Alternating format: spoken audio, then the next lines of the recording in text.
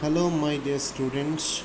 Today we are going to solve questions from electromagnetic waves.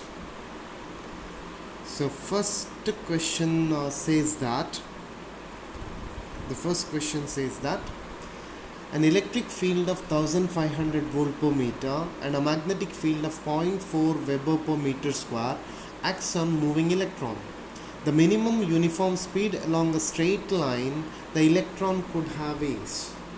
So, in the case of electron moves in both magnetic field and electric field, they are in equilibrium condition. That is, force acting due to electric field must be equal to force acting due to magnetic field. So Q gets cancelled. So velocity becomes now E divided by B. So E is given, it is 1500 divided by 0.4. So it is now 3750 meter per second, or it is now 3.75 into 10 to the power 3 meter per second. So option C is correct for first question. Second question says that infrared radiation was discovered in 1800 by William Wollaston, William Herschel, William Röntgen, Thomas Young. It is William Herschel. So for second question, option B is correct. Infrared radiations are discovered by William Herschel. He is a British scientist. Third question, which says that all components of electromagnetic spectrum in vacuum have the same options: energy, velocity, wavelength, frequency. So it is nothing but velocity. So third question, option B. All components of electromagnetic spectrum travel in vacuum with the same velocity, that is 3 into 10 to the power 8 meter per second. Fourth question, my dear students, if mu naught is permeability and epsilon naught is permittivity of free space, then speed of light in vacuum is given by, this is also direct question, my dear students. C is equal to 1 by square root of mu naught into epsilon naught. So for fourth question, option A is correct. Whereas in the case of medium, that is V is equal to 1 divided by square root of mu into epsilon. This is in the case of medium. So in the case of vacuum, C is equal to 1 by square root of mu naught into epsilon naught. We'll go to fifth question. The fifth question says that which of the following statement does not hold good for thermal radiation? Four options are given. The wavelength changes when it travels from one medium to other medium. Frequency changes when it travels from one medium to another. The speed changes when it travels from one medium to another. They travel in straight line in a given medium. So thermal radiations are traveling just like light, that is in straight line. Thermal radiation obeys the law of refraction.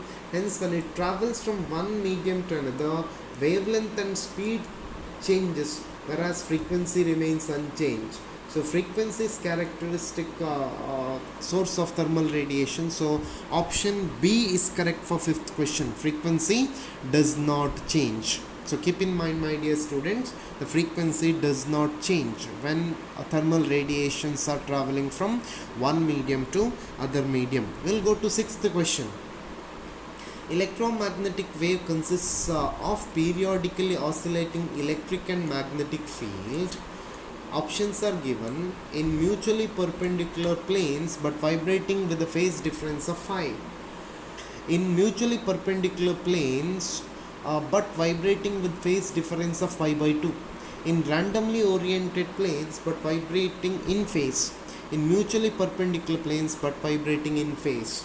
So in the case of electromagnetic wave, they consisting of periodically vibrating electric and magnetic field. They are perpendicular to each other as well as they are in phase. So sixth question, option D is correct. Sixth question, option D is correct. We will go to seventh question. Seventh question says that an electron enters the space between the plates of charge capacitor as shown. The charge density on the plate is sigma.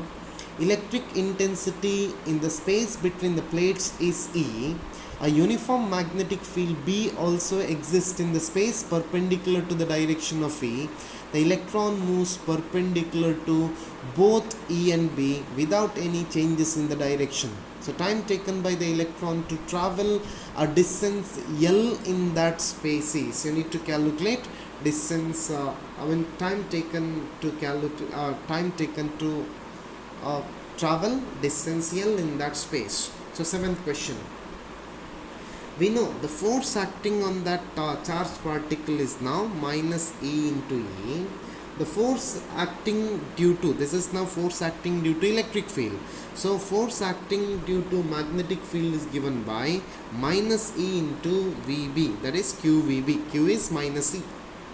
And electrons move in magnetic field, so they are in equilibrium condition. So I can say that minus E into E, which is equal to minus E into V into B. Minus E gets cancelled, so V becomes equal to now E divided by B. So electric field between the plates, so V becomes now, I can say that sigma divided by epsilon naught. E is nothing but sigma by epsilon naught into B. This is now velocity, my dear students. So after calculating velocity, we need to calculate the time taken to travel that particular distance. So time taken, T becomes equal to now L divided by V. So T becomes now L divided by sigma divided by epsilon naught B. So T becomes now epsilon naught B into L divided by